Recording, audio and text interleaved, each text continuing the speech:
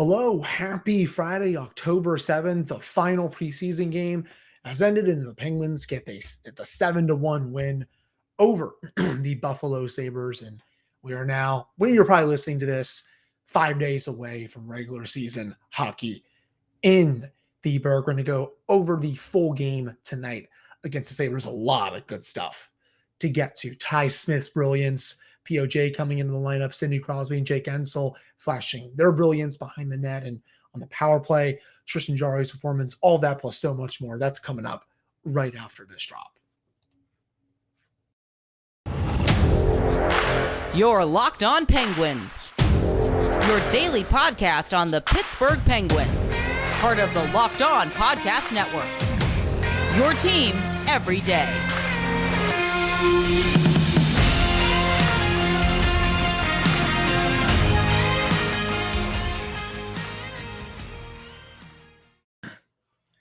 Hello, welcome back to another episode of the Locked On Penguins podcast. I'm your host, Hunter Hodes. Remember to follow me on Twitter, Hunter Hodes. You can also follow the show's Twitter at @LNSRPenguins. And of course, thank you all so much for making this your first listen of the day. Today's episode is brought to you by BetOnline. As we covered this season with more props, odds, and lines than ever before. That is BetOnline, where the game starts. Apologies for this episode being so late. Had a really tough mental health day with just a couple things going on in my life. But one main thing, I'm not going to really get into it, but the hockey game tonight definitely, put me in a better mood. And I'm really glad to be doing this podcast right now. Quick PSA to everyone. If you are going to the game against Tampa Bay next Saturday, 8 days from now, maybe 7 when you're listening to this, let me know. I actually secured a ticket for that game. I will be in Pittsburgh at PPG Paints Arena for the first time in quite a while. I'll be sitting, I think section 200 something. I have to look at the ticket, but it's a little high up. But if you're going, let me know. We can meet up, have a drink or something, and at the game, and we'll just talk Penguins hockey. I'd love to meet some of you all that listen to the show, and that would be awesome. But getting into tonight's game against the Buffalo Sabres, a 7-1 thrashing by the Penguins. I guess the first big takeaway, they are definitely ready for the regular season. They outclassed the Sabres every way possible. At even strength, at least, the Penguins controlled 51% of the shot attempts in the offensive zone. They also controlled 61% of the scoring chances compared to 39% for Buffalo. High danger was about 50-50. Sabres actually controlled the expected goals, funny enough, but they were also outscored 6-0 at even strength. If you go to all situations, the Penguins controlled 51% of the shot attempts. They also controlled 60% of the scoring chances, lost the high danger battle, lost the expected goals battle, but mostly they dominated the underlying numbers. And then Tristan Jarry, of course, was able to slam the door on numerous occasions. Outside of that, from an individual perspective, if Ty Smith's not on this team next week to start the season against Arizona Coyotes, there is something seriously wrong with the evaluations of the front office and the coaching staff. He was electric tonight against the Sabres, had a really nice goal, kind of a harmless shot through a lot of traffic, but still, I like when he's firing the puck through there. Had a couple of gorgeous dishes for assists. He was just a one-man wrecking crew with the puck. That version of Ty Smith that you saw tonight, that is what he did his entire rookie year in New Jersey before he stunk last year. He was dominant all night long. And if he plays like that for the entire regular season and is okay defensively, the Penguins are going to look A-okay in that Marino trade. In my opinion, he definitely secured his spot in the opening night lineup with this game. I know they have salary cap concerns. I totally get that. But I think right now, if he's not in your top 6, there is something wrong with you. They're going to have to be creative to keep Smith in there just because of their cap situation right now. I think just waiving Mark Friedman is not going to do it. And it's the same thing with POJ, and they may have to lose 2D. Maybe they're going 13 forwards, 7 defensemen, 2 goalies. Maybe they're putting Ryan Poehling on waivers, but I don't think they're going to do that. I think that would make little sense after they just acquired him. Excuse me, in the Jeff Petrie trade. But they are going to have to get creative. But that said, Smith is very deserving of a roster spot. Excuse me. Jeez. And he showed that in a big way tonight. Outside of him, POJ did get into the lineup tonight, played with Jeff Petrie. And this was something I talked about on my episode on Thursday. I thought he was going to get in as kind of like a last gasp, like, okay, show us who you can do. It's time to, it's not up or shut up time, as from Zombieland and all that stuff. But I just don't think he did enough tonight to warrant a roster spot on this team. That said, I tweeted about this after the game. I don't think the coaching staff wants to lose him for nothing.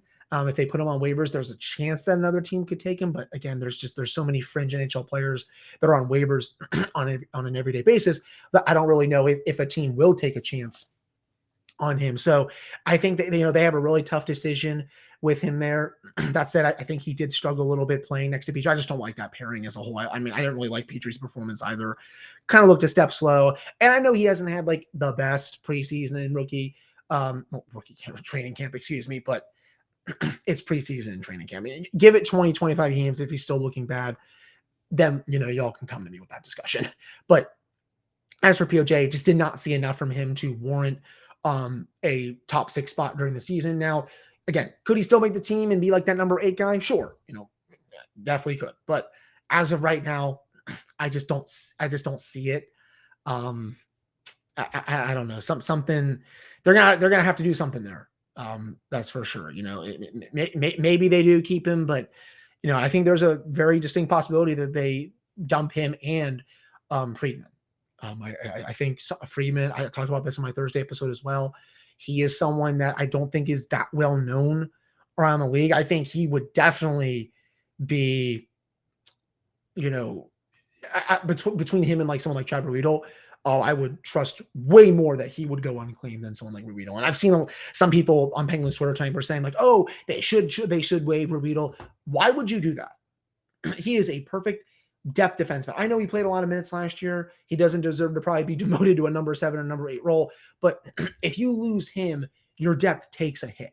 I would much rather have him in the lineup than Freeman. And I mean, no offense to Freeman. I think he's a fine player. But Ruedel, in my eyes, better puck mover, better defender, cheap. They got him for basically nothing. When they originally got him a few years ago, and they've turned him into a competent bottom pairing NHL defenseman. Why would you want to get rid of that for no reason? I don't really understand that.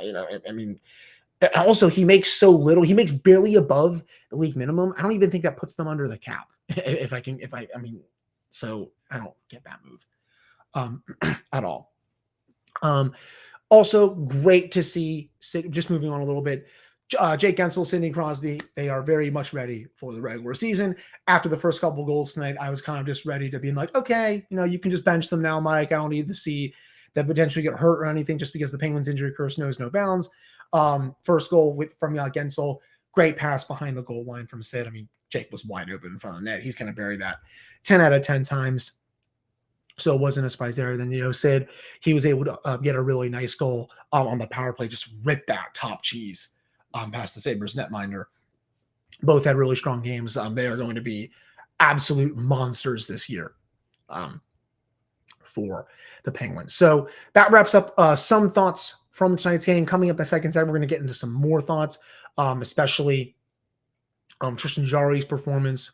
Also going to get into Danton Heinen's goal and how great that was, and so much more coming up really soon on this episode. But before I get to that, got to put my wonderful thing on the screen for those that watch on YouTube. BetOnline is your number one source for football betting info this season. You can find all the latest player developments, team matchups, news, podcasts, and in-depth articles and analysts on every game you can find. And as always, BetOnline remains your continued source for all of our sports wagering information with live betting and up-to-the-minute scores for every sport out there. It's the fastest, easiest way to check in on all of your favorite games and events, including MLB, MMA, boxing, golf. You can head to BetOnline or use your phone to learn more. That is BetOnline, where the game starts. All right, I'm back here in this episode of the Locked On Penguins podcast. I am your host, Hunter Hodes. Remember to follow me on Twitter at Hunter Hodes. You can also follow the show's Twitter at LO_Penguins. Catching up a couple of the other goals that were scored tonight. That Danton Heinen goal was chef's kiss, as I like to say. Just also shout out to Jeff Carter. Great pass while falling to the ice at the right corner. Just right by, well, it's not really the goal line, but kind of like the red line. behind the net. Great pass to the center. Heinen's able to corral it with his backhand, go forehand, tuck it under the pad of the Sabres netminder. Just really nice hands from Heinen there. And, I can't say enough how underpaid he is. I think he's going to have another good season. Now, is he going to score 18 to 20 this year? Kind of a little I'm kind of being a little pessimistic with that. I'm going to say no, but should he be good to 12 to 15 goals this year? Absolutely. Yes. I mean, he is one of their best step forwards. He can play on the second line if needed. He's probably going to start on the third line with Kasperi Kapanen and Jeff Carter. And I think that's a totally fine place for him. Really nice goal from him tonight. I think he's going to have another good year. Brian Rust was also able to get on the score sheet tonight. I thought he also played a pretty solid game. And, you all know what you're going to get from Rust. Probably 20, 25 goals, 50, 55 points. Sure, he's going to get up there in age at some point, but, you know what he's good for. He's a good top six winger on this team. I would kind of be surprised if he got 60, 65 points. Wouldn't put it past him just because he's one of their better goal scorers, but I think at least this year he's probably good for like a 20, 25, 45 stat line, or 20, 30, 50 stat line, 20, 35, or 25, like 30 stat line, something like that. Really nice goal from him tonight as well. From a lineup perspective, nothing really, I guess, surprised me. In general, I know Danny Shirey put out the lines, and I thought for a second, I was like, wait, is Teddy Bluger playing tonight? Because he just joined the team for the skate this morning. I think he was full contact. But no, Ryan Poehling took his place. Guentzel, Crosby, Raquel, that is going to be your first line when the Penguins play the Coyotes next week. Zucker, Malkin, Rust, Heinen, Carter, Kapanen. That is going to be your top 9 next week when the Penguins open the season. That's just, they've been experimenting that in training camp for a long time now. Well, I shouldn't really say a long time. I think for the last week and a half. That is going to be your top 9 when the Penguins open the season against the Coyotes. Fourth line, it gets a little bit interesting.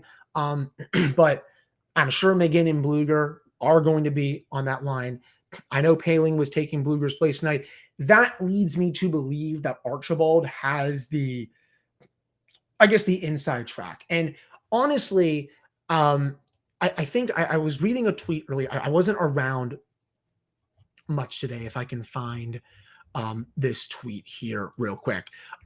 Mike Sullivan was talking about Archibald today during his press conference, and he goes, I think he's one of those guys that can help us build and sustain momentum with the way he plays.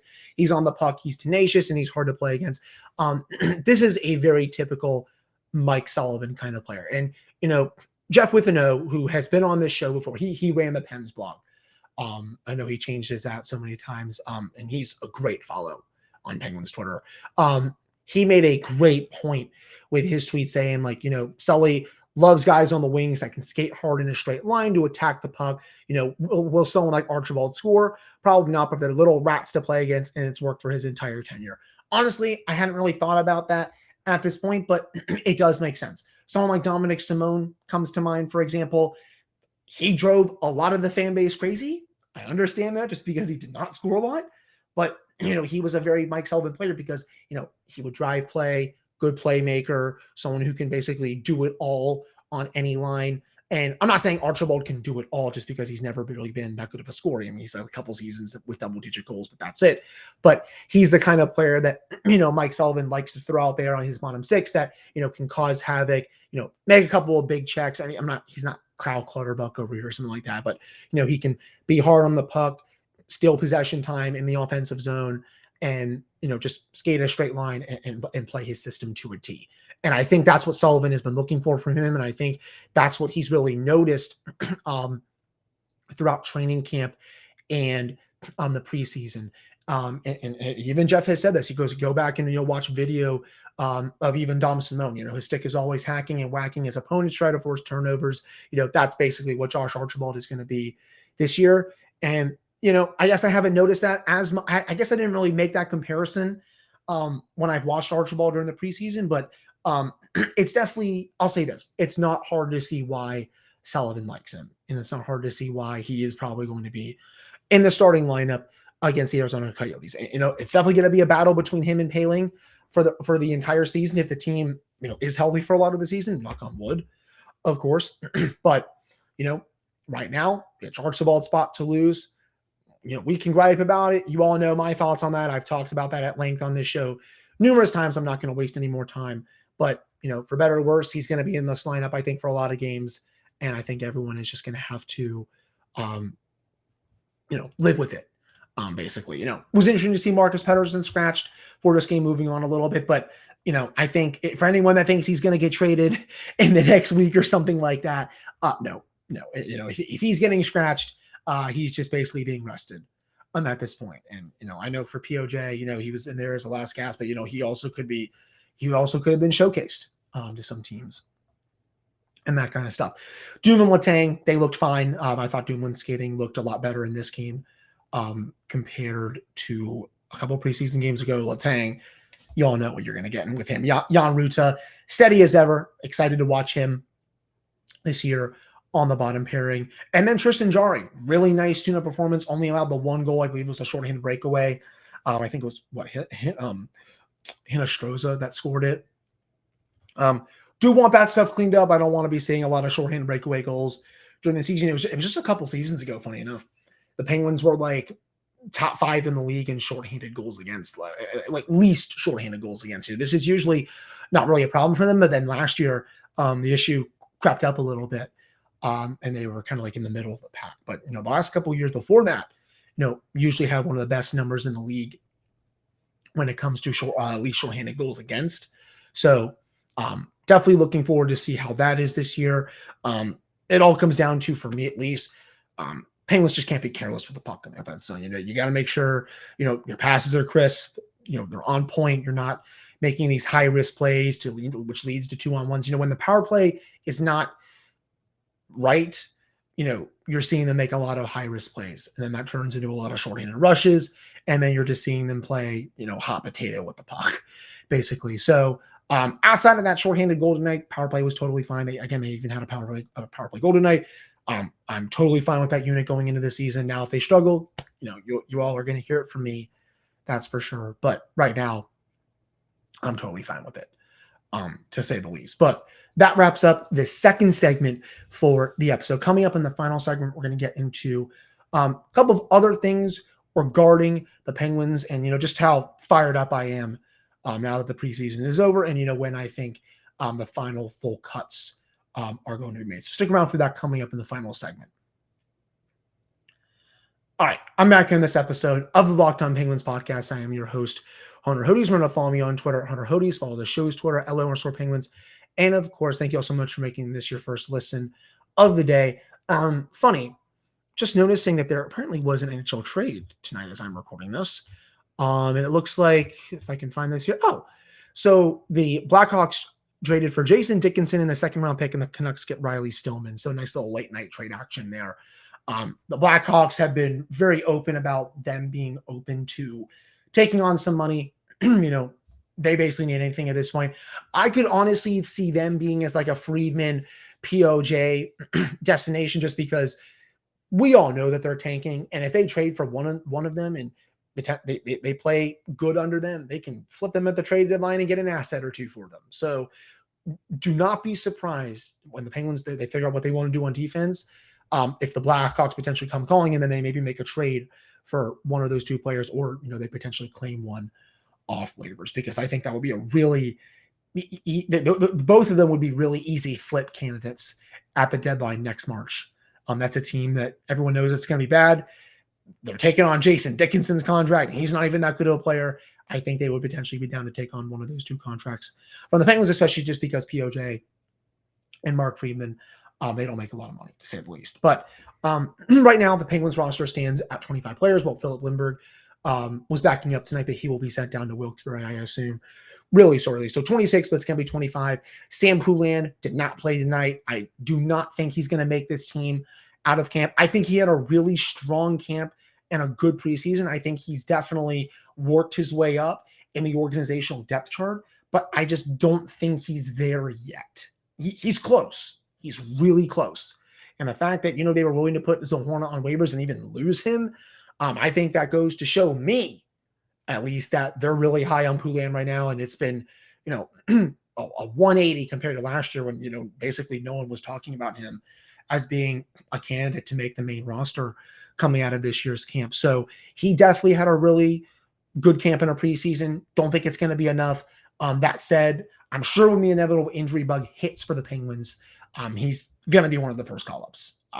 He did not make it to one of the final 2 to 3 cuts for no reason. They obviously saw something in him with the move to center, with his offensive ability and even his improvement on defense and the others in the defensive zone that they liked, and they were able to keep him all the way at the end. Stinks that he didn't get in the final preseason game, but to me that means he's not going to make the team. So then you're down to 24 players, and again, I've rehashed this stuff so many times. It comes down to what they want to do with their defense. Do they want to carry a full 23-man roster in there with 13 forwards, 8 defensemen, and 2 goalies? That's up to them. Do they want to do 13-7-2 to do 22-man roster? They could do that as well. It's honestly whatever they want. At this point, again, they could easily send Ty Smith down because of their cap problems, but I don't think if you do that, I don't think you're dressing your best 6 defensemen when the season starts. So that's my thoughts on that.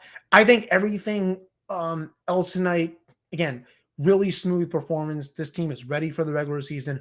And I will say this now. I saw a follower tweet this. I'll say this as well. I've been saying this all off season. I'm glad that he was able to agree with me. This team has constructed. They're a fringe cup contender. They're good for about 100 to 105 points this year.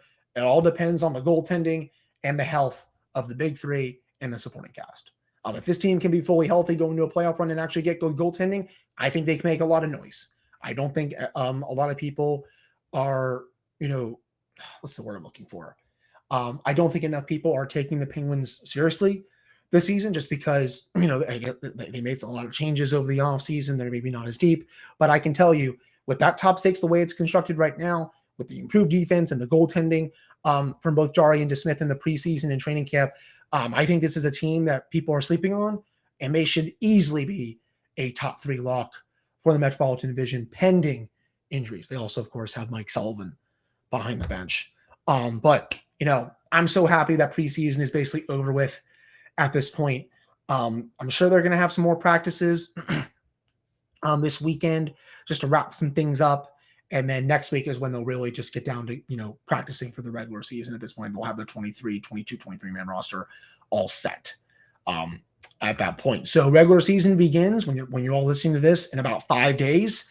Can't come soon enough. I am so ready to be back, recapping regular season games, previewing games as well. I have a lot of fun stuff coming next week. I have a good episode coming on Monday. Tuesday, Nick Horwan and Nick Berlansky of Tip of the Iceberg are going to be joining the show for the first time in quite a while. I love their show.